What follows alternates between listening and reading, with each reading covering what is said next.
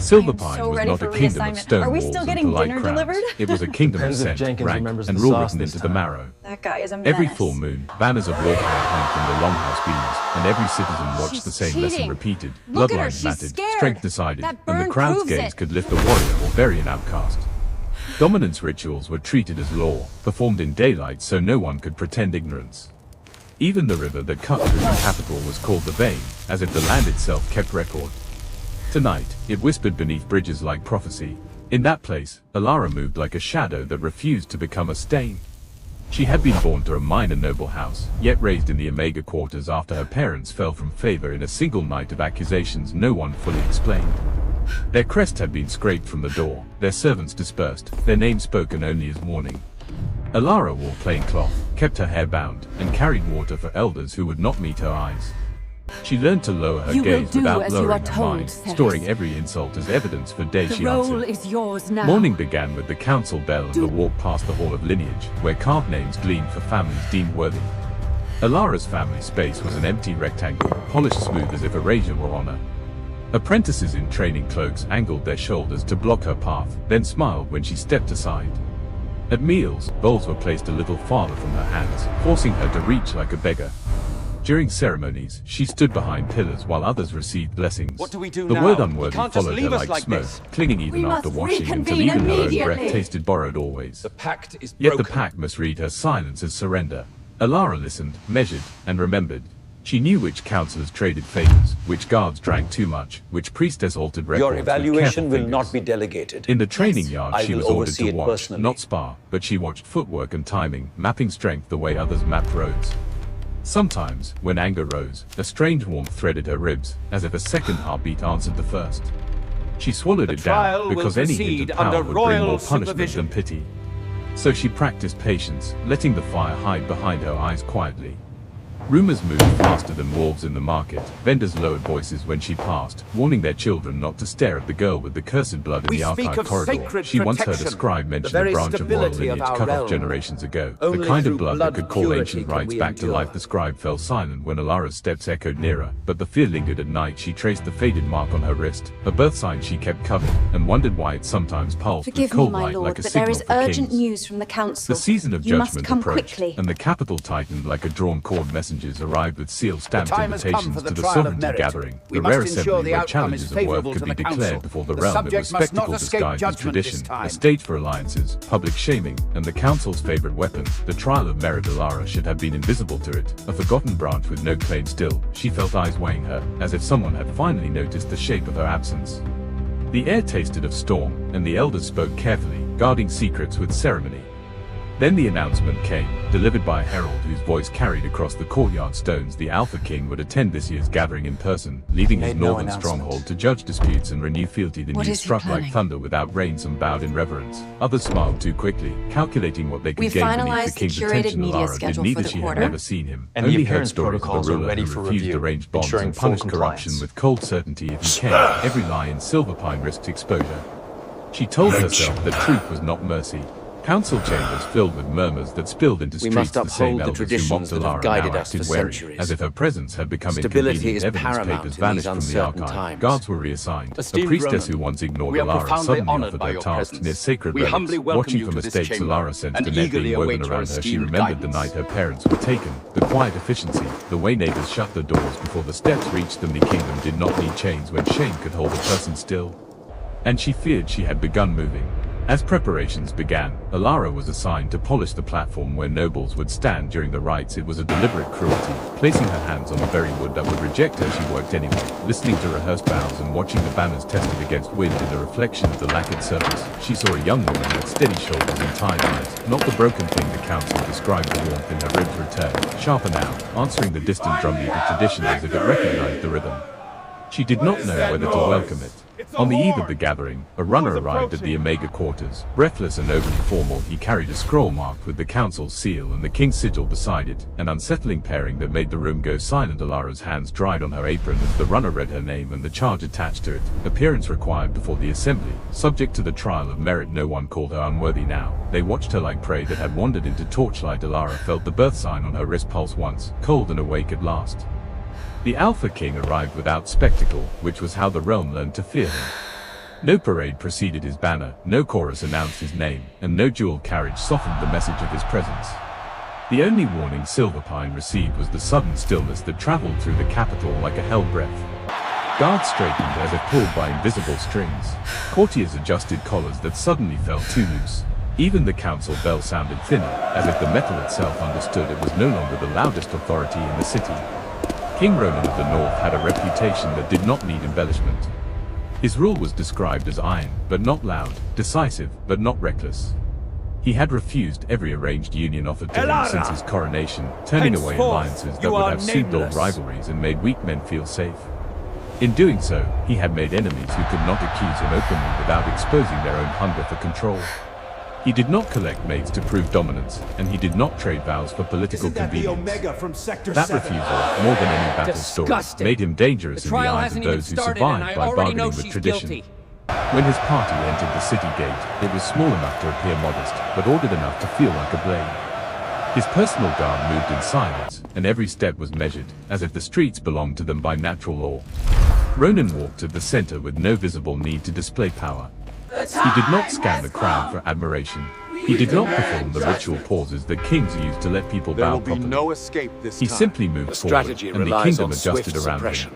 That was the kind of dominance that could not be trained. It came from certainty. Ensure the payments are From hidden. the council balcony, the elders watched him arrive and smiled like men Did you greeting hear a guest what rather than a happened in the ruler. lower chambers? Their faces were composed, Yes, their quite robes heavy amusing with indeed. embroidery, their hands folded in practiced humility. But beneath the polished display, the pack's hierarchy shifted like loose stones. Minor nobles who usually strutted now stood back. The guards who once took orders from councillors waited for signals from Ronan's men instead. Even the priestesses who oversaw rites lowered their chins, their reverence sharpened by caution. The council's authority depended on appearing unshakable. Ronan's presence made it obvious how much effort that illusion required. Ronan entered the Hall of Lineage with the calm of someone stepping into a room already measured. The hall smelled of old wood, wax, and pride. Carved names climbed the walls like a sacred ledger. He glanced at them with a detached recognition, not impressed by the craftsmanship or the legacy, because he understood what legacy often hid. Names were proof of power, yes, but also proof of who had been erased. His gaze lingered only a moment longer than necessary on one empty rectangle among the carved honors, a smooth patch where a family name had once been. Something in him tightened, not as emotion but as instinct, the quiet click of a lock noticing a key nearby. He had come to Silverpine because duty demanded it. The sovereignty gathering was not optional. It was a ritual of stability, and stability was a king's responsibility, whether he trusted the people who claimed to uphold it or not. Yet beneath duty lived a restlessness he rarely acknowledged. For years he had felt the realm running on rehearsed loyalty and inherited Come fear. away from there, child. Do He not enforced stare. laws, repaired borders, punished corruption where he found it, and still he sensed something missing, something unspoken beneath tradition. It was not softness he saw. It was truth, the kind that did not depend on ceremony to exist. The council greeted him with flattery wrapped in obedience. They offered him the highest seat, the finest lodging, the strongest wine, and the Guided most by the curated eternal schedule. flame, Ronan receive this accepted none of it blessing. with eagerness, May which your made them speak harvests be faster. full, He and your listened, lives letting them long. fill the air with their own strategies. They mentioned threats that were conveniently located, disputes that required their supervision, and trials meant to demonstrate how well they managed the realm's order. Every suggestion had a hidden request inside it. Trust us, share your power, become predictable. Ronan met each with silence long enough to make them uncomfortable, then answered with simple acknowledgements that revealed nothing. As the day moved toward evening, the capital began to prepare for the first public rites. In courtyards and corridors, nobles rehearsed their posture as if posture could change fate. Ronan walked through the outer grounds alone for a brief stretch, using the excuse of inspection when, in truth, he needed air that wasn't thick with manipulation. The training yard lay open, and beyond it the service paths that wound toward the Omega quarters. He should not have taken that route. He did not plan to. Yet his steps angled there as if guided by something older than intention. He saw her without meaning to. She stood near the edge of a courtyard where servants carried water and cloth, her posture careful, her movements efficient. Nothing about her demanded attention, and yet she drew it by refusing to ask for it. Others moved around her with the casual cruelty of those secure in rank, nudging past, speaking over her, treating her presence like inconvenience. She absorbed it without shrinking. Ronan's first thought was not pity. It was recognition. He had seen warriors endure pain with less discipline than this woman used to endure humiliation.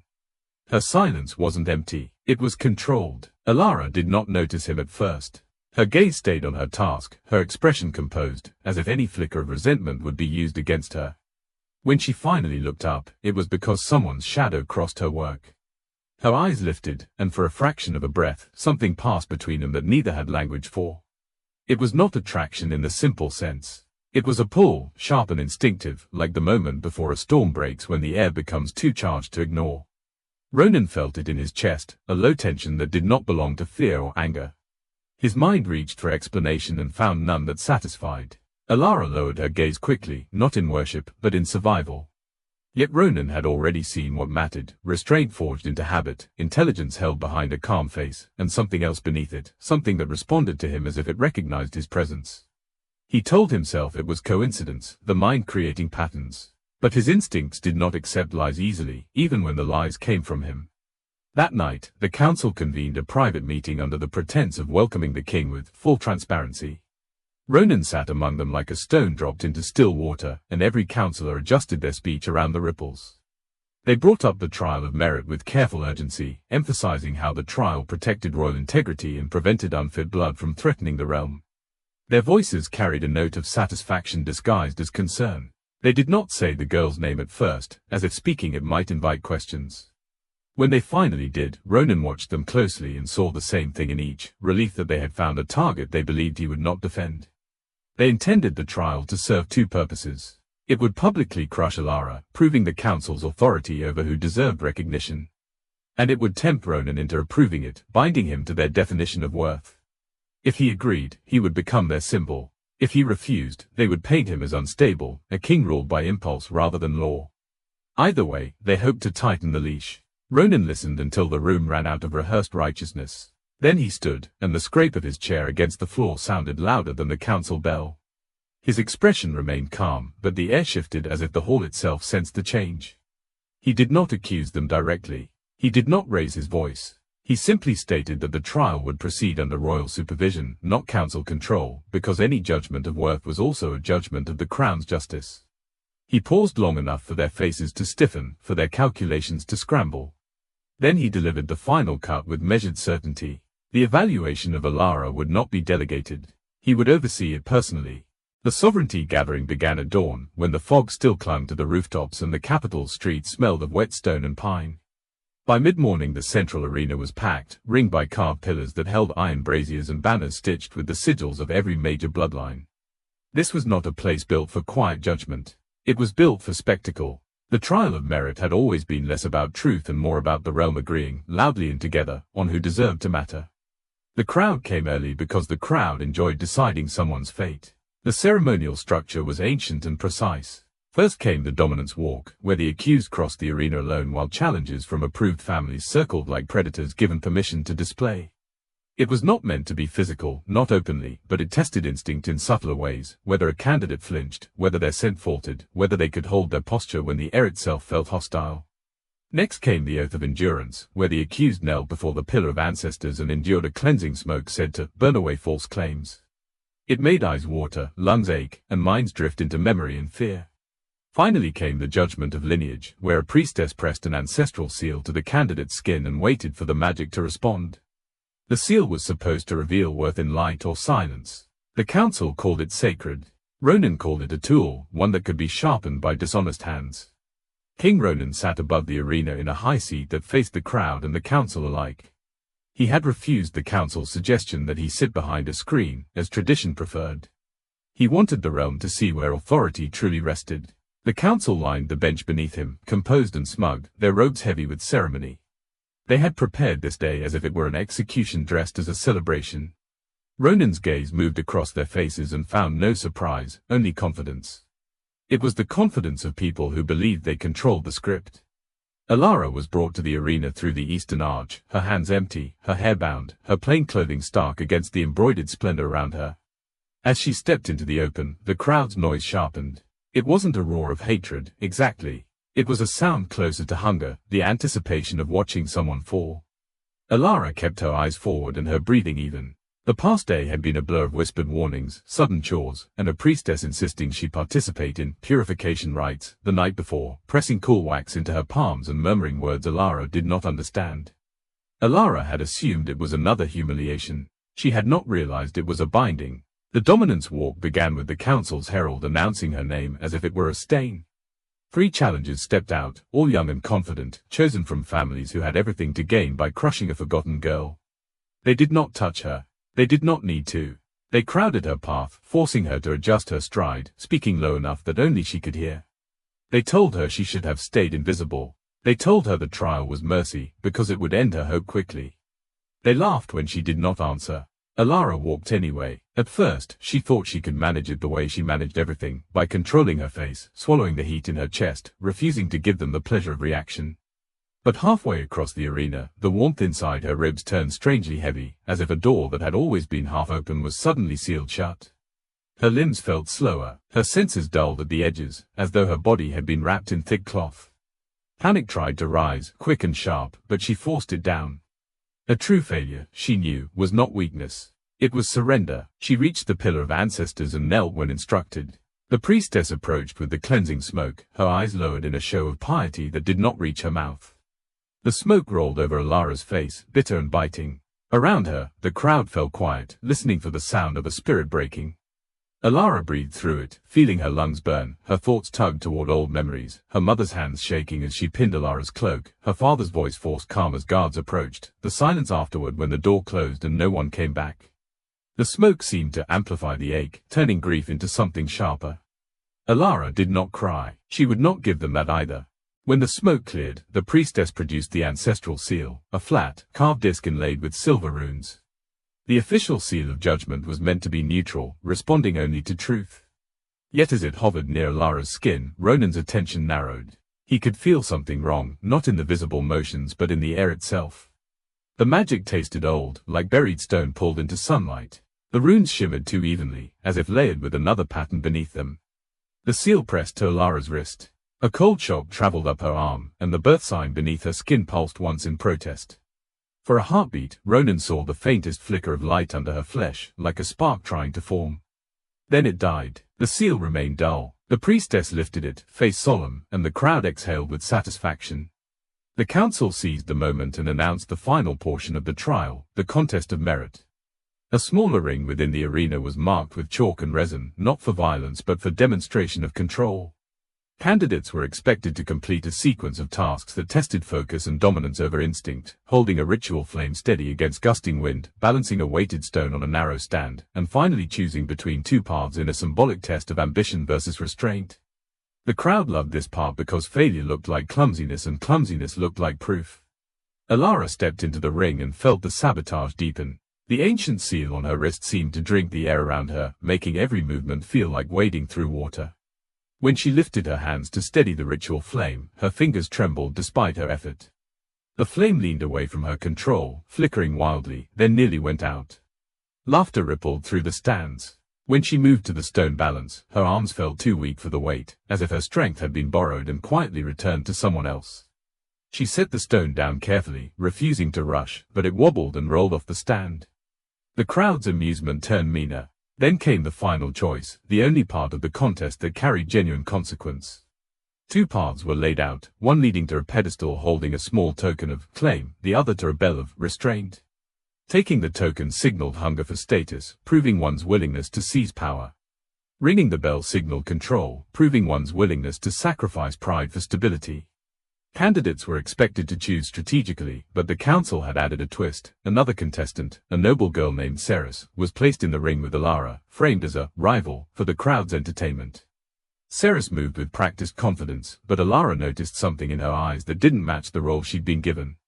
Fear flickered there, not fear of Alara, fear of the council. As the contest began, a priestess whispered instructions to Ceres, and Ceres's posture tightened, as though she'd been threatened into playing her part. When the signal sounded, Ceres rushed toward the token pedestal, as expected. Alara moved more slowly, her body resisting her in ways she couldn't explain. Then she saw it. The pedestal base had been subtly altered, etched with a thin line of runework designed to lash back at whoever touched it. It was a trap meant to make Alara appear reckless if she reached for it, or to harm Ceres if Ceres took it first. Either outcome would please the council. Either outcome would keep the crowd entertained. Alara's instinct screamed at her to let it happen. Ceres was her rival, chosen to humiliate her. Saving her would earn nothing. But Alara's restraint had never been about obedience. It had always been about choosing who she wanted to be when the world demanded she become cruel. She lunged forward, not with speed, but with determination, and grabbed Ceres's wrist just before her fingers touched the rune. Alara yanked her back, absorbing the sting of the magic as it snapped outward and burned across Alara's palm instead. Ceres stumbled, stunned, staring at Alara as if unsure whether to be grateful or offended.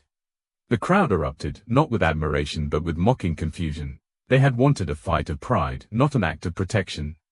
They shouted that Alara had cheated, that she feared losing, that she was too weak to compete properly. They laughed at the burn on her hand, calling it proof that she didn't belong among those who chased power. Ronan's gaze locked on Alara's wrist where the seal sat, and his expression sharpened into something dangerous.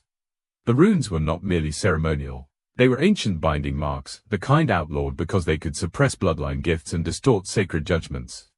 He recognized the pattern from old northern records, tied to royal disputes and quiet purges. This was not a fair trial. It was a carefully built cage. He rose from his seat, and the arena's noise shifted as people noticed. The councillors stiffened, their confidence cracking at the edges. Ronan's voice cut through the air, controlled but carrying authority that made even the loudest spectators fall into uneasy silence. He questioned the seal's purity and demanded the priestess present it for inspection. The council immediately protested, invoking tradition, claiming insult, insisting the trial's outcome must stand. Their words came faster now, less elegant, because they sensed the ground moving beneath them. Ronan's authority pressed against their manipulation like a storm front meeting a wall. For a moment, it seemed the realm might witness truth break through ceremony. But the council had prepared for this too. They called for the formal declaration before Ronan could force a full inspection, trapping the moment inside ritual language that was difficult to interrupt without appearing to break sacred law. The herald stepped forward, lifted the dull ancestral seal for all to see, and pronounced the words the crowd had been waiting to hear. Alara of the fallen line was declared unworthy before the entire realm. In the silence that followed, Alara stood with her burned hand curled against her palm, Ceres still breathing beside her, and the cold seal pulsing on her wrist like a locked door. Above them, Ronan remained standing, eyes fixed on the binding runes with a focus that promised this judgment was not the end, only the beginning. The declaration of unworthiness should have ended Alara's story in the eyes of the realm. That was the purpose of the trial of merit, to turn a living person into a settled conclusion. By nightfall, the arena had emptied, the banners were lowered, and the crowd carried their verdict home like a shared trophy. In the council's language, the matter was closed. In Alara's body, nothing felt closed at all. She was kept under watch in a small room near the old archive wing, a place chosen to appear merciful while functioning as confinement. The window was high, the door thick, the air cold enough to keep her alert. Guards outside spoke in bored tones, confident she was already defeated. Alara sat on the edge of a narrow cot, staring at her palm where the rune had burned her. The mark wasn't deep, but it throbbed with a heat that didn't match the visible wound. Worse was the seal on her wrist, the ancestral disk's imprint lingering as if pressed beneath her skin. It pulsed at intervals, a quiet pressure that made her bones ache. When the pain surged, memories came with it, not as gentle recollections but as fragments forced into focus. She saw her mother in the kitchen of their old home, hands stained with crushed herbs, whispering warnings about names never spoken aloud.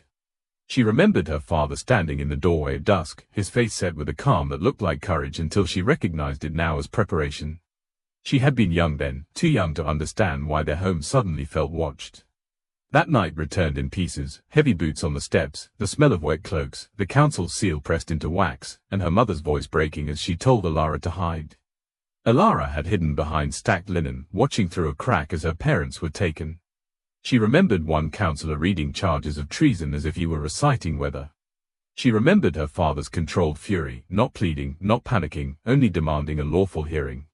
She remembered her mother reaching for Alara's direction with one hand, fingers trembling, and then stopping herself, as if she refused to expose her child. And then the memory always ended the same way, the door closing, the footsteps fading, and the silence that followed swallowing the entire house. She had never seen him again. In the days afterward, people claimed the execution was swift and necessary, that treason required cleansing, that the realm had been protected. But no one had explained what treason meant. No evidence had been shown, no witnesses allowed. The story had been shaped into a cautionary tale, and Alara had been left as the leftover consequence, alive only because it was easier to humiliate a child than to explain why she needed to be erased. Now, with the seal burning beneath her skin, she began to understand that the accusations had been a mask for something far older and far more precise. Elsewhere in the capital, Ronan moved through the palace with the quiet determination of a predator who had decided on a target. He did not call another public session. He did not confront the council again in open daylight. Their strength came from spectacle. He would not feed it.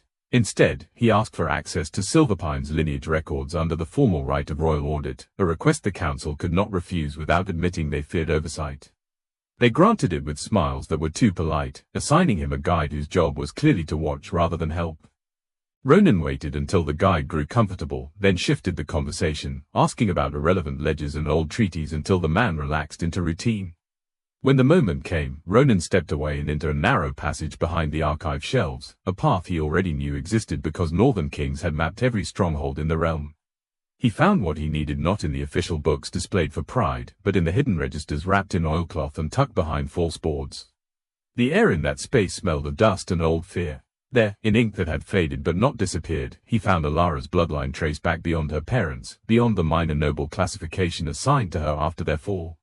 Names connected like veins, branching and narrowing, until a familiar marker appeared, a royal sign used only in old dynastic records, long before the current council's favored line took control. The record did not call her family traitors. It called them contenders, a branch of the throne that had once been strong enough to threaten the reigning blood.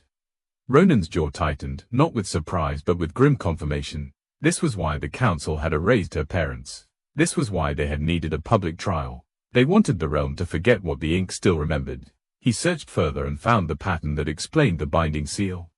It was a suppression curse, disguised as a ceremonial safeguard.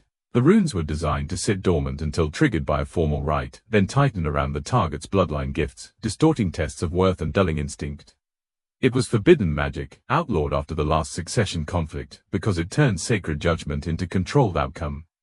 The curse had a signature in the runes, a sequence only a handful of old bloodlines had ever used. Ronan recognized it from northern archives tied to royal disputes and quiet exterminations. The council had not invented this. They had inherited it, refined it, and kept it ready like a weapon hidden in prayer. When Ronan returned to his chambers, he did not write letters or issue commands. He sat alone and considered what it meant that Alara's bloodline had survived at all. A rival branch spared was not mercy. It was strategy. Keeping her alive had allowed the council to point to her existence as proof they were not tyrants, while ensuring she never rose. Yet something had shifted the moment the ancestral seal touched her wrist. The curse had been built to suppress, but also to react. It was a lock that, once engaged, could not remain perfectly stable forever. Alara learned that truth in her own body before Ronan could tell her. The pain grew worse as the night deepened, traveling from wrist to shoulder like a slow burn beneath skin. Her hearing sharpened then dulled. Her senses flickered as if someone kept turning a lantern up and down. At times she smelled the iron tang of fear from guards beyond the door even when they spoke casually. At times she heard the faint heartbeat of the building itself, the groan of beams and the whisper of stone. The world felt too loud, then too distant, as if her body was trying to wake up while something kept pressing it back into sleep. When she closed her eyes, visions came uninvited. She saw an ancient hall not built of Silverpine's wood, but of black stone and frost. She saw a throne carved with wolf sigils older than any banner in the current arena. She saw a line of kings and queens standing in torchlight, their faces blurred by time, but their posture unmistakable. Among them, she sensed herself, not as the girl in confinement, but as a presence woven into the place, as if her blood recognized the seat the way a key recognizes its lock. Then she saw a hand reaching toward her, not grabbing, not demanding, but claiming with certainty. The hand was not her father's. It was not her mother's. It was stronger, marked by duty, and it carried the scent of winter pine and iron. When she jolted awake, her wrist throbbed so sharply she nearly cried out. The seal beneath her skin felt hot, as though it was being forced open from inside. Outside her door, the council did not sleep. They met in whispered urgency, shaken by Ronan's earlier challenge and determined to regain control before daylight.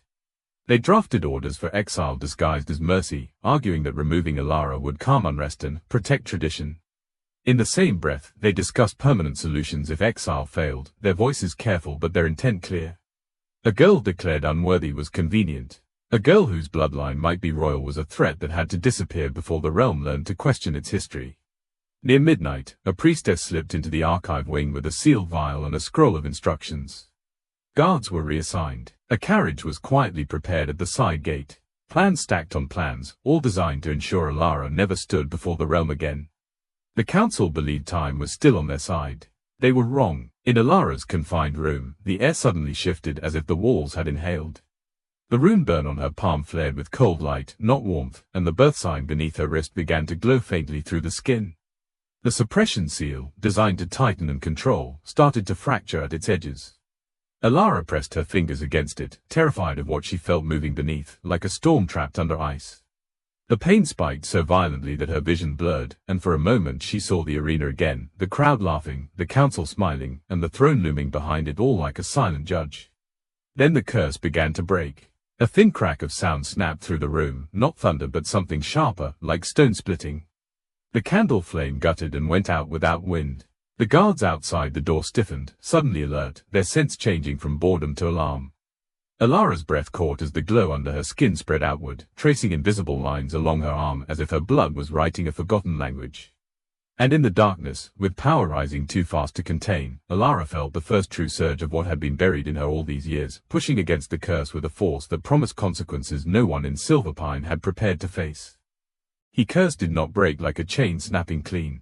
It broke like ice fracturing under pressure, first a hairline crack, then a spreading web that threatened to shatter everything at once. In Alara's small confinement room, the darkness felt alive. The candle had died without smoke. The air turned sharp and metallic, carrying the scent of storm and old stone. The faint glow under her skin brightened along her wrist and forearm, tracing lines that did not exist on any map of ordinary blood. It felt as if her body had become a corridor for something ancient trying to force its way into the present. The guards outside the door shifted, voices rising in confusion. One muttered about witchcraft, another ordered someone to fetch a priestess. Alara pressed her back against the wall, trying to ground herself in the cold surface, but the cold did nothing. Heat and pressure gathered behind her ribs, the same warmth she had swallowed for years now swelling into something too large to hide. The room's wood creaked as if responding. Dust trembled off the rafters. Her breath came tight, and with every inhale she felt the power expand, testing the limits of her control. She understood, in a sudden, terrifying clarity, why the council had feared her bloodline. This was not the kind of strength that proved itself in a sparring ring. It was not dominance measured by posture. It was power that reached outward, tugging at the world's hidden seams. And she was not trained for it. She had spent her life practicing silence, not mastery. If it surged unchecked, it could spill beyond this room into the corridor, into the archive wing, into the sleeping city beyond. It could turn panic into stampede, stampede into tragedy, without anyone laying a hand on anyone. The realm would blame her even if she never intended harm. The door latch rattled. Someone on the other side shoved a key into the lock. Alara's heart hammered, and the power answered the rhythm, pulsing harder. A low hum filled the air, like distant chanting without voices. Her vision blurred at the edges, and in that blur she saw flashes, the arena again, the council bench, her mother's hand reaching and stopping, her father's calm fury. She saw the black stone hall from her visions, the ancient throne waiting like a question. She saw a line of rulers who had carried this same force and learned to harness it. She had no teacher, she had only choice. The lock turned, the door swung inward, 3 figures stepped into the doorway, 2 guards and a priestess with a scroll in her hands. The priestess' scent carried urgency and something colder beneath it. She began reciting formal language about containment and threat, framing Alara as a danger that must be removed for the realm's safety. The guards advanced with manacles, careful and nervous, not because they feared Alara as a person, but because they feared what the council had told them she might become. Their eyes flicked to the faint glow on her wrist and widened. The power in Alara surged in response to their fear, reacting like a living thing that despised being cornered. The room shuddered. Loose paper from the archive shelf fluttered into the air as if caught in an invisible current. The priestess stumbled, clutching her scroll. The guards froze, their instincts screaming at them to retreat. Alara felt the pull of the power reaching toward them, not aiming to strike, but pushing outward the way a storm pushes pressure through the sky. It could knock them down. It could slam the door shut. It could blow the corridor into chaos and send terrified people running into each other in the dark. One wrong surge, and the council would have the proof they needed to call her a monster. Alara clenched her burned hand into a fist and forced herself to breathe slower. She did not focus on the guards. She focused on the feeling beneath the power, the truth that it was hers and not her enemy. She pictured it as a river instead of a flood, a current she could guide instead of a wave that would smash everything. Pain lanced through her arm as the suppression marks fought back, but she held the line. The papers fell slowly to the floor. The hum softened. The door stopped vibrating in its hinges. The priestess, sensing the moment of stability, made a sharp motion to the guards. They advanced again, emboldened by Alara's restraint. One reached for her wrist. The power bucked instinctively, furious at being touched. Alara felt it flare, saw the guard's eyes widen as his balance shifted. Her fear spiked, and with it the force surged dangerously, enough to send him crashing into the wall and possibly into the second guard. If the corridor erupted into panic, others would rush in. The crush of bodies and confusion would do the harm Alara dreaded. This was how disasters began, not with cruelty, but with fear multiplying itself.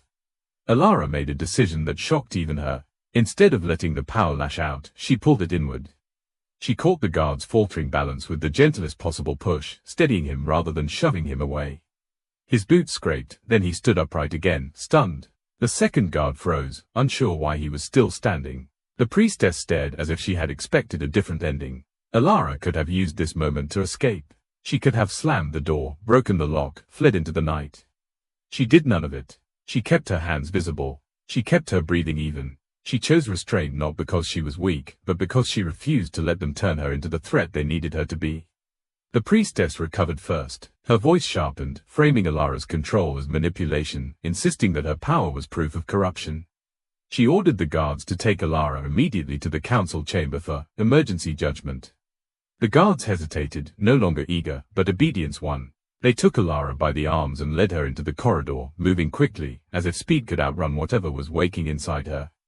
As they passed through the archive wing, Alara saw more evidence of the council's panic, shelves pulled open, scrolls missing, scribes driven away. It wasn't only her they were trying to contain. It was history. The halls that had once felt like a prison now felt like a battlefield of secrets, and she was the spark they feared would ignite it.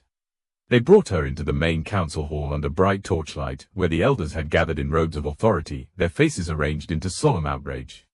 The chamber was filled with spectators, minor nobles, guards, priestesses, summoned quickly to witness whatever the council planned to declare.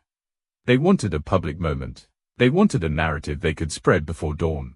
Alara stood at the center, her wrist still marked with faint light, her expression calm despite the ache inside her. The crowd murmured, expecting spectacle. The council offered them exactly that. They accused her of harboring forbidden magic. They claimed her parents had practiced treasonous rites and that her power proved the charges had been justified. They spoke of exile as mercy, then twisted into language of purification, hinting that the realm could not tolerate a living threat. Each sentence was crafted to make the next step feel inevitable. The crowd leaned into it, hungry to agree. Then the doors opened, and the air shifted with the same sudden stillness that had announced Ronan's arrival days earlier. The Alpha King entered without haste. He did not glance at the spectators. He did not bow to the council. His gaze went straight to Alara, not in possession, not in pity, but in assessment so focused it felt like protection simply because it was honest. Alara felt the power inside her respond to his presence again, not flaring wildly this time, but tightening into something steadier, as if it recognized a force that could match it without trying to dominate it. Ronan listened to the council's accusations until they reached the point where they expected him to confirm their judgment. Instead, he stepped forward and spoke with calm authority that flattened their momentum. He reminded them that emergency judgments without royal sanction violated the realm's own legal rights. He stated that Alara remained under royal jurisdiction until his investigation was complete. He did not argue her innocence in poetic terms. He did not plead. He commanded. His words carried the weight of law, and for a moment, even the council looked smaller. The outrage was immediate. Councillors protested, invoking tradition, claiming Ronan was endangering the realm. Ronan did not raise his voice. He simply repeated that the next move required his consent, and he would not grant it. Alara watched the room fracture in real time. Nobles who relied on the council shifted uneasily, realizing the king was not their predictable ally. Guards looked between orders, uncertain which authority would win. The priestesses' faces tightened, recognizing that sacred language could no longer guarantee control. In that fracture, something changed between Ronan and Alara. It was not romance dressed as destiny. It was recognition. He had seen the curse's marks and understood what they meant. She had felt power rising and chosen not to let it become cruelty. They had both refused the easier path. Ronan's intervention was not a rescue of a helpless girl, it was the act of a ruler who recognized a truth his realm had buried.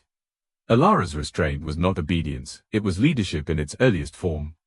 The council's anger sharpened into desperation. One elder, bold enough to gamble, stepped forward and spoke the accusation they had been building toward all along. They claimed Ronan's defense of Alara was not justice but betrayal. They framed his command as proof he was compromised by forbidden influence, that he placed one unworthy girl above the stability of the crown. The word betrayal echoed through the hall, and the crowd seized it because it was easier than admitting the council might be lying. Ronan's expression did not change, but the stillness around him deepened. Alara felt the power in her blood stir again, responding to the threat not as wild force, but as something newly awake, something that understood the stakes had moved beyond her survival. And as the council's accusation hung in the air like a drawn blade, the room waited to see whether the Alpha King would retreat, or whether he would strike at the very foundation of their rule. The council's accusation did not remain in the council hall. It spilled into the corridors, into the guard towers, into the taverns where loyalists measured their words and opportunists measured their chances. By the time dawn touched the capital, the story had already been shaped into something sharp enough to wound. The Alpha King had protected an unworthy girl, and in doing so, he had revealed himself as a ruler willing to bend the realm's laws. It was a lie polished until it looked like principle. The council understood something Ronan had learned long ago: fear spread faster than truth, and tradition could be used like a net. The next session was convened under the pretense of restoring order. The council chamber was arranged to appear balanced, Ronan at the center seat, councillors in a semicircle, clerics along the back wall, and select nobles invited as witnesses. It was a performance staged to corner him. Alara was not brought in. That absence was deliberate. The council wanted Ronan isolated from the very person they claimed was influencing him, so they could define the conflict as a test of his leadership rather than a question of their corruption. They opened with formal language, speaking of the realm's stability, the sanctity of the trial of merit, and the danger of forbidden bloodlines. Then the tone changed, becoming sharper under the velvet. A senior councillor, one whose smile had always been too practiced, laid out the demand in careful steps. If Ronan insisted on overriding the council's judgment, then he must prove he was not compromised by submitting his authority to a temporary stewardship structure. The words were chosen to sound reasonable. In truth, it was a quiet coup. They wanted the king to remain king in name while the council ruled in fact. When Ronan did not respond immediately, another councillor pushed further, invoking an old doctrine of collective governance meant for times of crisis. They suggested that the king could voluntarily step down until peace returned, allowing the council to ensure continuity. It was framed as sacrifice for the realm, and the nobles in the room nodded because it was safer to nod than to stand out. Ronan watched their faces and saw the same calculation repeated: survive first, ask questions later.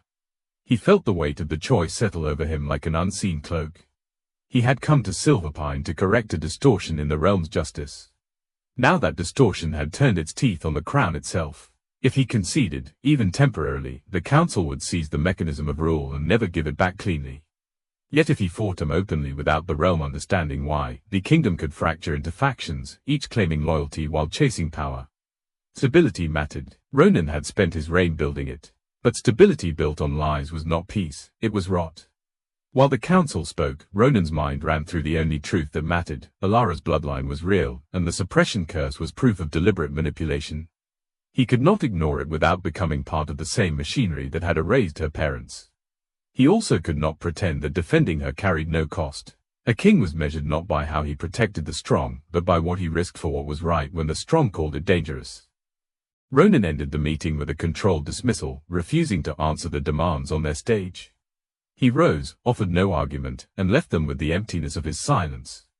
It unsettled them more than rage would have, because rage could be predicted. Silence meant he was thinking, and a thinking king was harder to trap.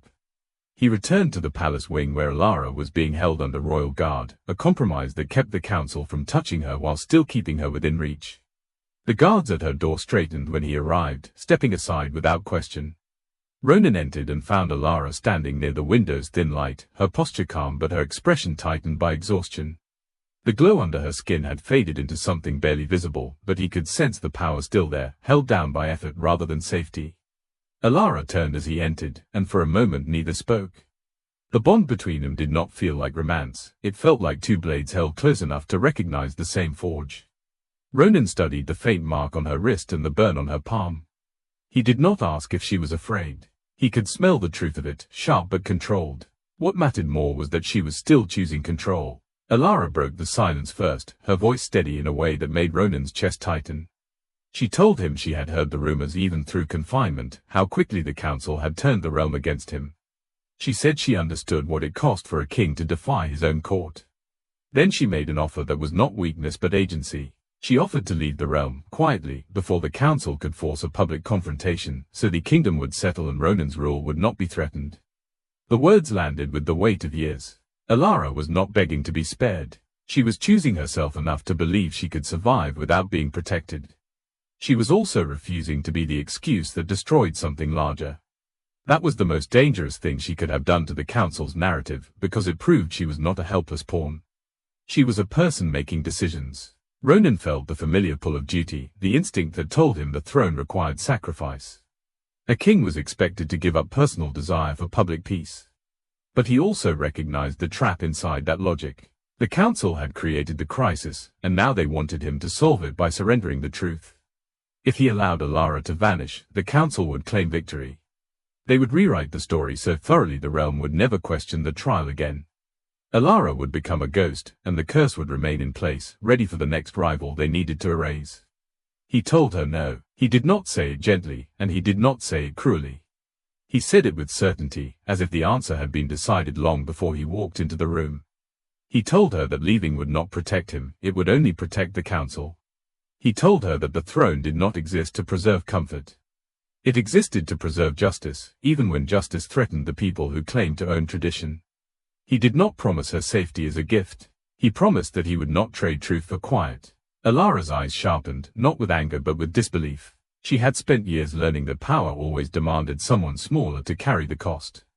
Ronan was refusing that pattern, and she did not yet know how to stand in a world where she was not automatically the one sacrificed.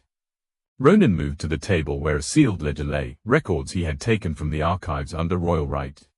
He opened it and showed her the proof in ink, the hidden lineage marks, the suppressed branch of the throne, the patterns that tied her blood to older sovereignty. Alara stared, breath-catching, as if her body recognized the truth before her mind could shape it. The ache in her wrist flared faintly, answering the sight of the royal sign as if it had been waiting for confirmation. Then Ronan told her what the council feared most: ancient law still existed beneath the polished ceremonies. It was rarely invoked because it was irreversible, and because it stripped power from those who relied on manipulation.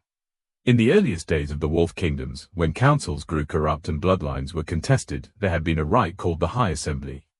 It was a public summoning of the entire realm's authority, nobles, priestesses, guards, and pack representatives, where a king could place his rule and his judgment under the oldest laws. It allowed a single decisive act to redefine sovereignty in the eyes of the realm. The cost was brutal in its own way. Once called, the High Assembly could not be dismissed without consequence. It would force hidden truths into the open. It would invite challenges from rivals eager to exploit instability. And it would require Ronan to risk not only his reputation, but the structure of his reign. If the realm rejected his judgment, he could lose the throne. If the realm accepted it, the council's control would break, and they would not fall quietly.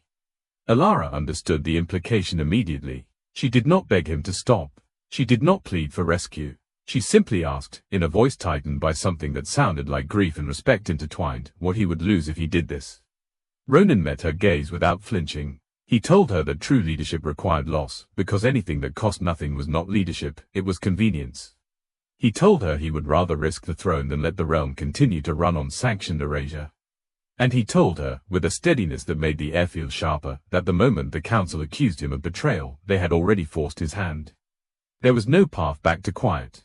Outside the chamber, the palace stirred with tension. Council emissaries moved through halls delivering demands. Nobles gathered in clusters, whispering about succession and loyalty. Priestesses prepared statements meant to frame Ronan as reckless. The city was becoming a tinderbox of rumor and fear, each breath feeding it. Ronan stepped out of Alara's room and walked toward the central balcony that faced the capital's main square. He did not rush. He did not hesitate. When he reached the balcony, his guard captain moved to announce him, but Ronan lifted a hand, stopping the formalities. He wanted the realm to hear his voice without embellishment. Below, the square filled quickly as word spread. People looked up, squinting into daylight, waiting for reassurance or spectacle. Councillors gathered behind Ronan, their faces tense, hoping he would retreat into compromise. Alara stood back in the shadows of the doorway, unseen by most, her wrist aching with a quiet awareness that the world was about to change. Ronan looked out over his kingdom and made the decision that would set everything on fire without a single strike. He called for the High Assembly before the entire realm. The High Assembly was not an event that simply happened, it was a force that rearranged the kingdom around it.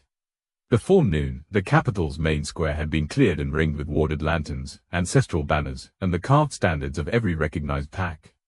The council's scribes tried to control the arrangement, but royal guards redirected them with calm insistence, placing the king's seat where the whole realm could see it without obstruction. The square filled in layers, nobles closest, soldiers behind them, tradespeople and servants in widening circles, all pressed together by curiosity and fear. Ronan stood on the raised platform with winter stillness in his posture. He wore no excessive regalia, only the crown mark and the northern mantle that signaled authority without begging for approval. The council assembled beside him, cloaked in ceremonial dignity that felt strained at the edges.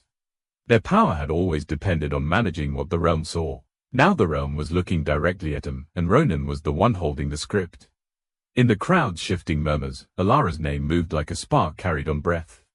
Alara was brought forward under royal escort, not dragged, not displayed like a trophy, but presented as a person standing in her own body.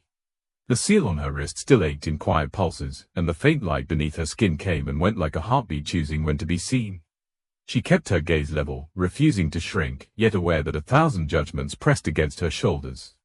The humiliation of the trial still clung to the air. So did the question the trial had tried to bury: why had the realm needed her to fail so badly?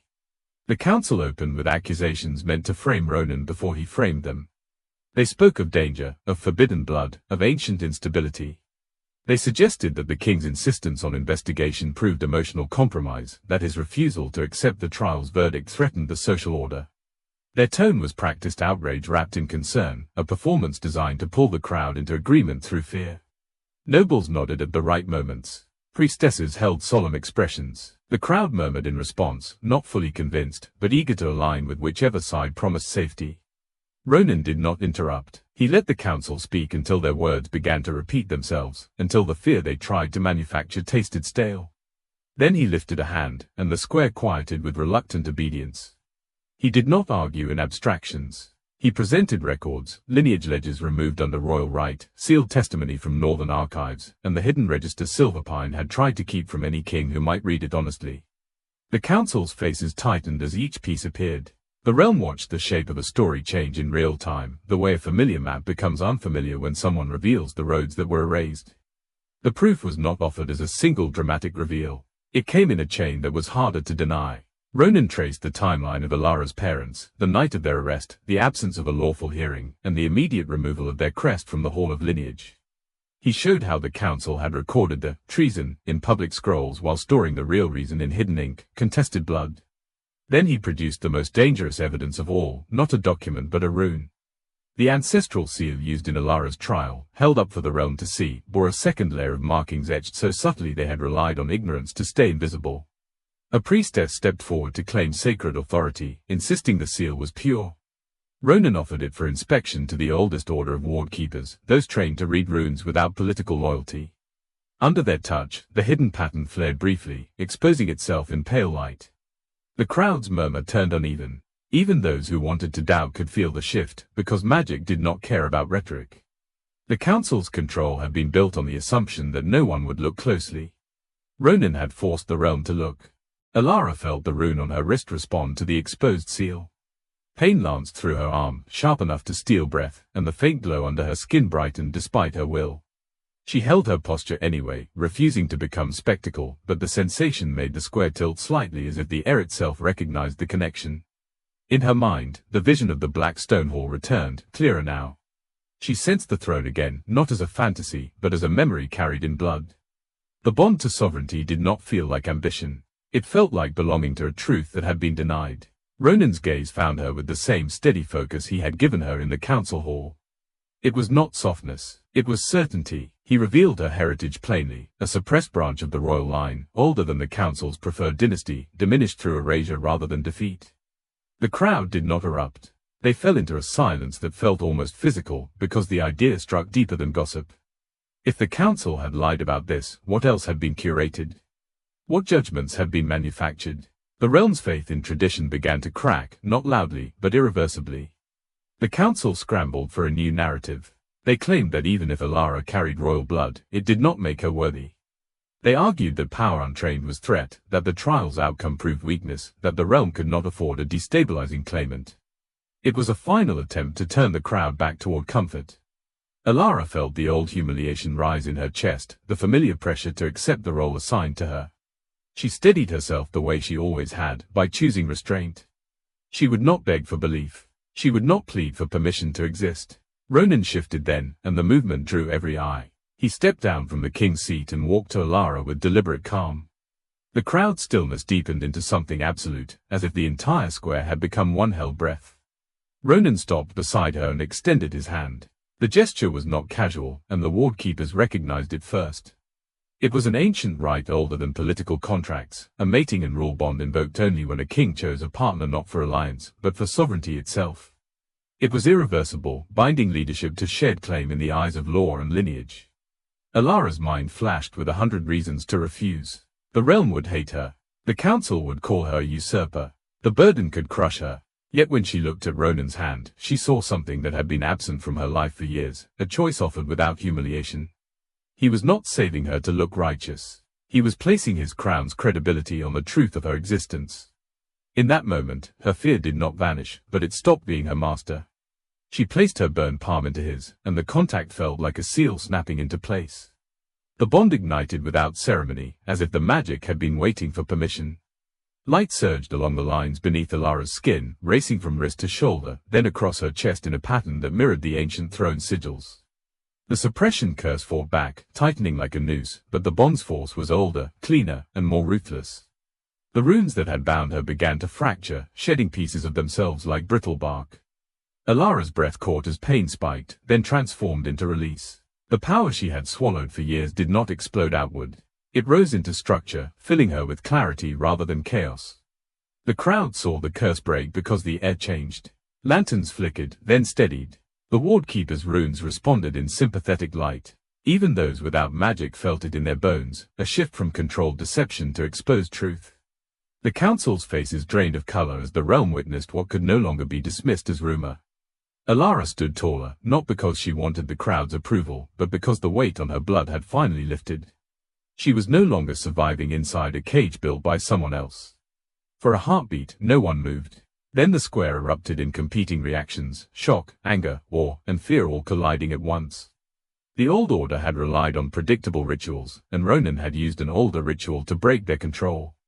Council loyalists began shouting claims of betrayal and illegitimacy, trying to rally the frightened into obedience.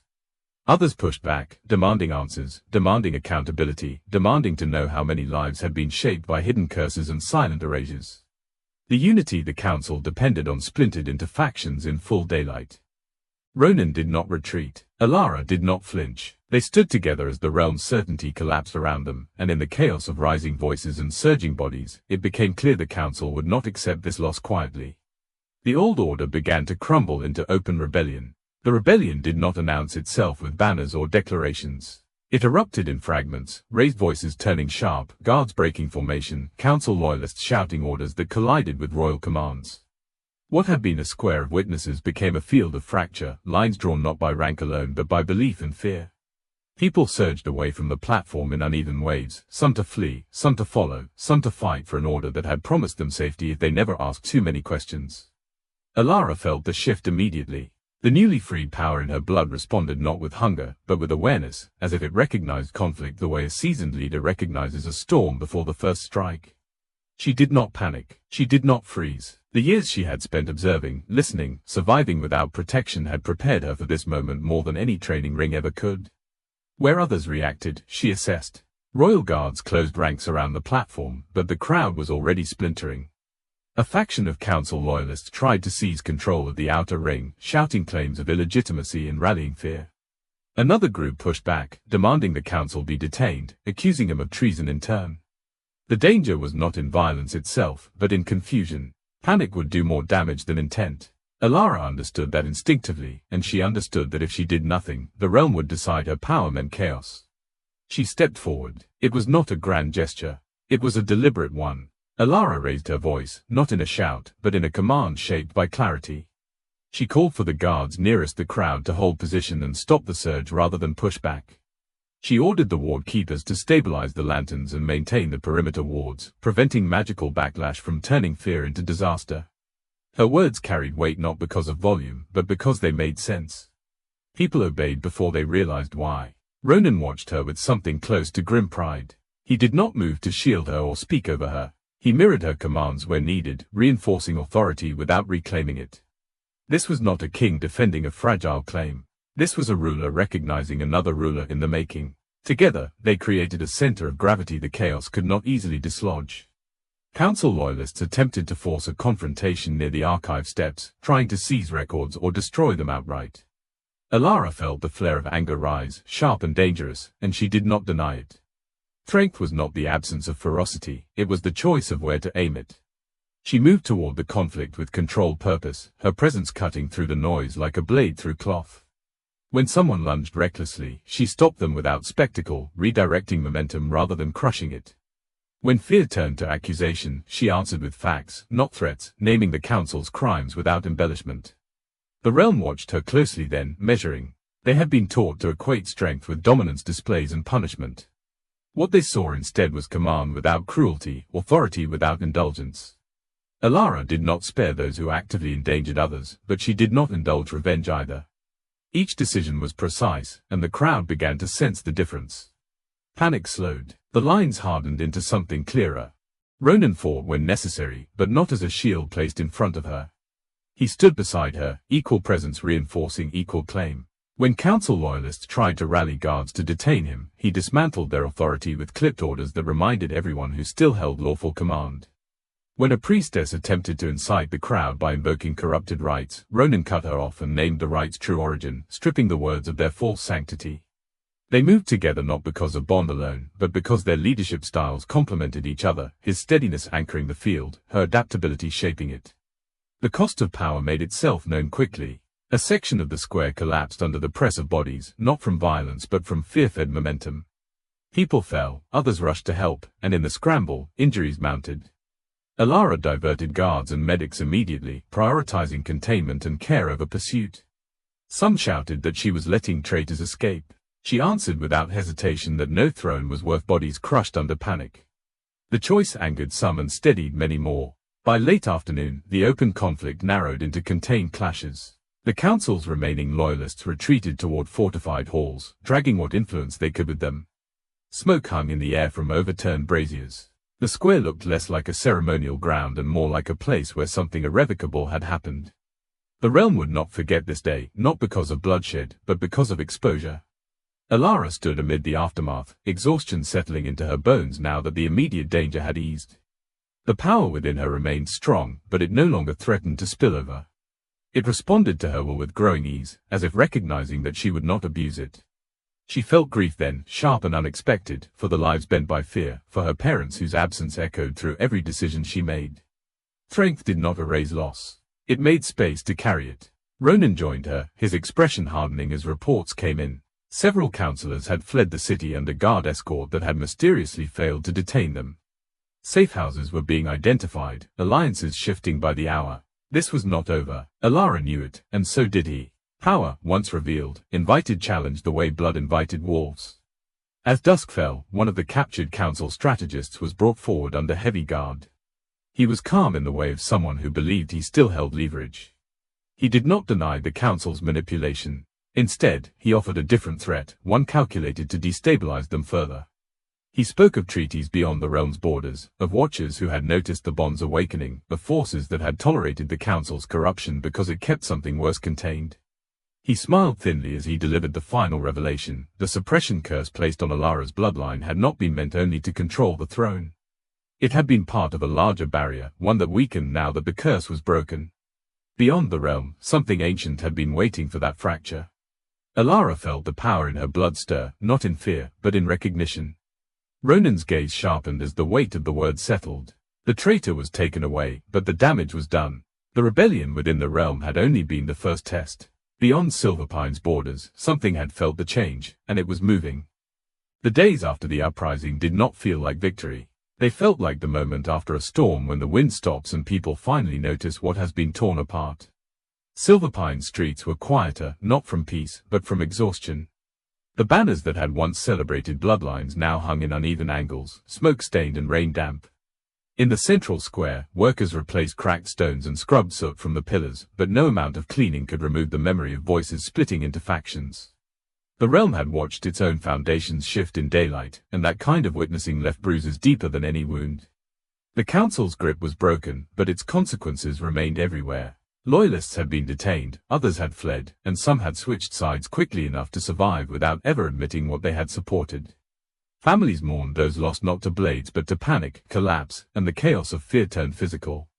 The palace halls filled with petitions, accusations, and demands for justice, each written as if urgency could rewrite history. Ronan's guard commanders worked through the night to stabilize the city's borders and routes, trying to prevent opportunists from turning internal instability into external vulnerability. The kingdom was standing, but it was unsteady. Alara walked through the rebuilding efforts without ceremony. She visited the injured, listened to reports from ward keepers, and learned the names of those who had been harmed in the crush of the crowd. She did not treat their suffering as a political inconvenience. It mattered to her in a way that unsettled those used to leaders who kept grief at a safe distance. Yet grief did not come only from what had happened in the square. It came from everything that had happened before it, the long years of small humiliations that had trained her to expect contempt as a permanent climate. At night, when the palace finally quieted, Alara still found herself bracing for insult that never arrived. She would pause before entering rooms, half expecting someone to tell her she did not belong. When servants offered her food, she caught herself waiting for the bowl to be placed just out of reach. When nobles bowed, some with sincerity and some with calculation, she felt a twist of disbelief that quickly turned into suspicion. The realm's sudden recognition did not erase the shape of the past. It only made the contrast more disorienting. Power did not solve that. If anything, it made her self-doubt sharper in private moments. The curse had been broken, but her mind still carried its echo. She remembered how easily the crowd had laughed at her restraint, how quickly they had accepted the council's script. Part of her feared that the realm's loyalty could turn again just as fast. Another part feared something worse, that she might begin to crave their approval and let it shape her decisions. She had survived by refusing to need their acceptance. Now she had to lead them, and leadership demanded connection without dependence. Ronan understood the tension without needing it explained. He did not hover at her shoulder, and he did not claim her decisions as extensions of his authority. In council meetings, he let her speak first. When nobles questioned her right to issue commands, Ronan did not crush them with threats. He waited until Alara answered, allowing her sovereignty to stand on its own legs. His support came through structure, not spotlight. He ensured her orders carried legal force, ensured she had access to resources, ensured her protection was real, but he did not turn her into a symbol he alone controlled. In private, he offered something rarer than reassurance. He offered honesty. He acknowledged that the realm's trust was unstable, that rebuilding required patience and consequences. He told her that doubt was not weakness if it made her more careful, more humane, more resistant to arrogance. He did not ask her to be fearless. He asked her to be deliberate. The bond between them, once ignited in a moment of public fate, deepened into something quieter and stronger, partnership built on shared weight rather than shared spectacle. The first laws they reshaped were not dramatic. They were practical, which made them dangerous to those who had benefited from the old order. Ronan and Alara dismantled the council's ability to manipulate trials by removing sacred authority from political hands. The trial of merit was rewritten into a transparent process overseen by multiple independent orders, ward keepers, archivists, and pack representatives, so no single group could rig outcomes through hidden runes or curated witnesses. Lineage records were unsealed and copied into multiple archives, making erasure harder. Exile decrees and punishments were placed under royal review, demanding evidence rather than rumor. They also changed the culture that fed the council's cruelty. Public dominance rituals were limited, no longer treated as entertainment or proof of worth. The realm would still honor strength, but strength would not be measured by humiliation. Alara insisted on a new civic right, an oath of protection offered by leaders to the vulnerable, a reversal of the old pattern that demanded the weak prove their right to exist. Some nobles called it softness. Alara answered that a kingdom built on fear was always one crisis away from collapse. Reckoning came slowly and unevenly. Some council loyalists confessed when they realized their bargains were no longer safe. Others remained silent and resentful, waiting for the political tide to shift again. Alara learned to recognize performative repentance and to value consistent action over dramatic apology. She granted mercy where it protected the realm, but she did not confuse mercy with lack of consequence. The difference became one of her defining strengths, and the realm began, gradually, to adapt. Still, healing was not linear. Some nights Alara woke with the sensation of being watched, her wrist aching as if the curse's memory had returned.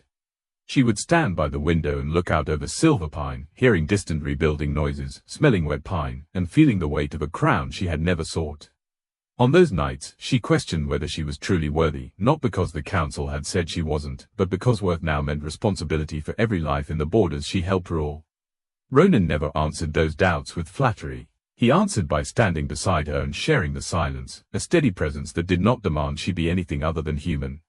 In time, Alara began to accept that her worth was not a title the realm could grant or revoke. It was a choice she made each day in how she ruled. The omen arrived on an otherwise ordinary morning, carried not by a messenger but by the ward keeper's lanterns. In the eastern watchtower, the ancient wards that marked the realm's boundary flickered and dimmed for a single breath, then steadied again. It was brief enough that most would dismiss it. The ward keepers did not. They brought Ronan and Alara to the tower and showed him the readings etched into crystal, a ripple from beyond the borders, a pressure testing the barrier like a hand pressing against glass. Alara felt the power in her blood respond with a low, uneasy pull, as if something outside recognized her awakening. Ronan's expression tightened as he remembered the captured traitor's warning. The realm had survived internal fracture, but the world beyond had noticed the change. As the tower lantern steadied and the wind carried a colder scent from the distant forests, Alara understood that healing was not an ending. It was preparation, and whatever waited beyond the realm had just begun to test whether their new rule could endure. The coronation was not held in the arena where Alara had been declared unworthy. That place carried the echo of laughter and manufactured judgment, and Alara refused to let her reign begin on soil poisoned by the council's script. Instead, Ronan and the ward keepers chose the old grove, a ring of ancient pines beyond the capital where the first packs had once gathered to swear protection over the land. The grove held no polished pillars, only stone markers carved with vows so old the language had softened at the edges. It was a place that did not flatter power. It demanded honesty from anyone who stepped into its circle. By sunrise, the packs arrived in quiet streams. Their banners were simpler than the council's had been, stitched by families rather than commissioned by courts. Warriors stood beside midwives. Merchants stood beside hunters. Elder alphas who once would have dismissed Alara now watched her with careful attention, not because they had become gentle, but because they had learned how expensive lies could be. Some had come out of loyalty. Some had come out of fear of what would happen if the realm fractured again. Many had come because the truth had been made visible, and they could no longer pretend it was safer to ignore it.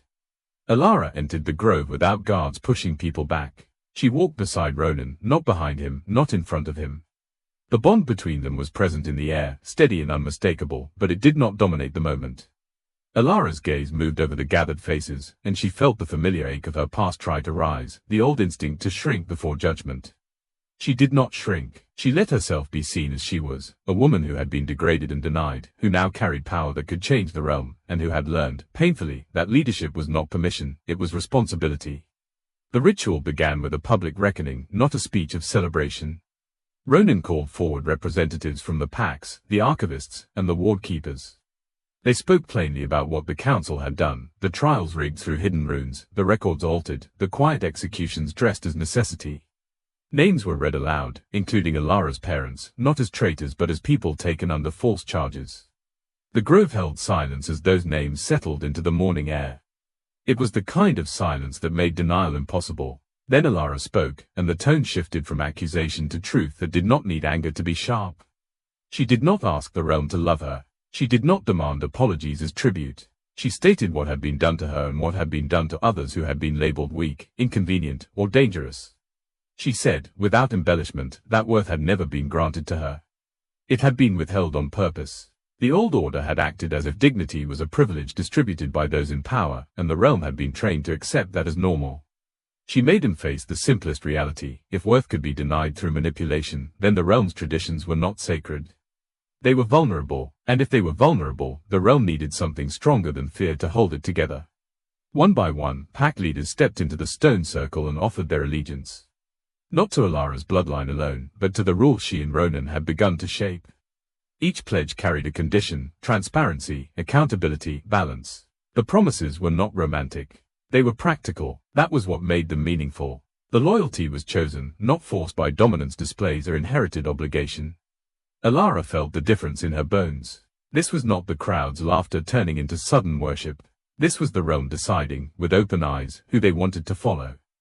When the pledges were complete, the ward keepers brought forward the crown.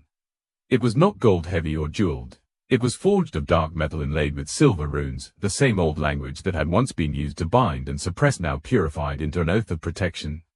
The crown was placed on the stone altar, and the ward keepers asked the final question that mattered: would Alara accept rule not as entitlement, but as burden carried for those who could not protect themselves? Alara answered yes, and her voice did not tremble. She was not answering as the girl from the Omega quarters. She was answering as the woman who had chosen restraint when power could have turned her cruel. Then Ronan stepped forward and did something the realm had never seen an Alpha King do without being forced. He removed the emblem of absolute dominance from his mantle, the symbol that marked his sole authority over the packs. In the old order, that emblem was untouchable. It represented the belief that stability required a single iron will. Ronan placed it on the altar beside the crown and declared that sovereignty would no longer be held by one ruler's dominance alone. He would rule alongside Alara, not as her superior, not as her shield, but as her partner. Some nobles stiffened, as if the gesture threatened the very idea of kingship. Others exhaled, recognizing a truth they had never dared say aloud: absolute dominance had always been a weakness disguised as strength, because it made the realm dependent on one person's temperament. Ronan's relinquishment was not surrender. It was a deliberate reshaping of power, a decision to build stability through shared responsibility rather than fear. Alara looked at him then, and the bond between them deepened into something quieter than legend.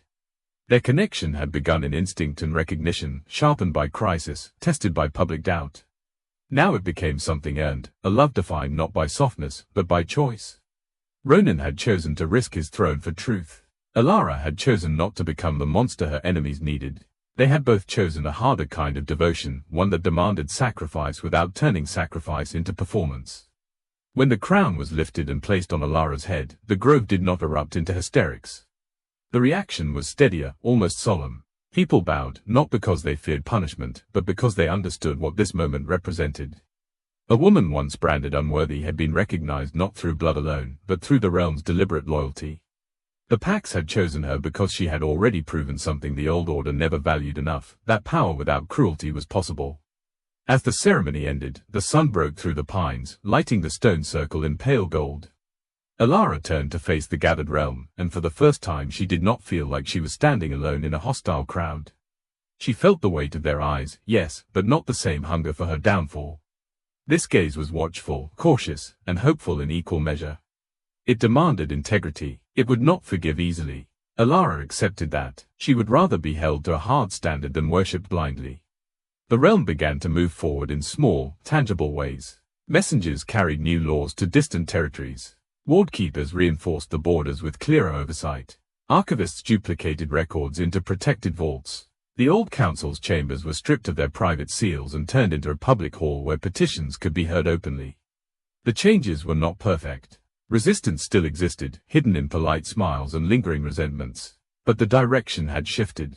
The kingdom was becoming stronger not because it was harsher, but because it was harder to corrupt. That night, when the grove emptied and the last lanterns were extinguished, Alara stood with Ronan at the edge of the pines and listened to the wind move through the branches.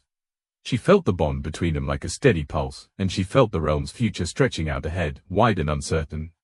She was no longer marked as nothing. She was marked as responsibility, as consequence, as promise. Far beyond the grove, at the eastern boundary where the ward keepers' lanterns guarded the realm, one light flickered again, just once, faint enough that only the most vigilant would notice. Alara's wrist ached in response, a quiet reminder that power awakened does not sleep simply because a crown has been placed. Destiny never rested, even for queens. She was never crowned because of blood alone, but because the realm finally chose truth over fear. What was once called weakness became the strength that reshaped a kingdom. The Alpha King did not save her, he stood with her, and in doing so, changed what power meant. Their rule was not built on dominance, but on sacrifice, restraint, and earned loyalty. Yet destiny never sleeps when a throne is reclaimed. For every queen who rises, the shadows learn how to move again. Stories like this only survive when they're passed from one listener to the next. If it stayed with you, let it travel. More chapters, darker turns, and stronger queens are already on the way for those who stay close to this world. If this story earned a place in your mind, make sure you don't miss what comes next. Now here's what I'm curious about: where in the world are you watching this from right now? Drop your country or state below, and let's see how far this story has reached.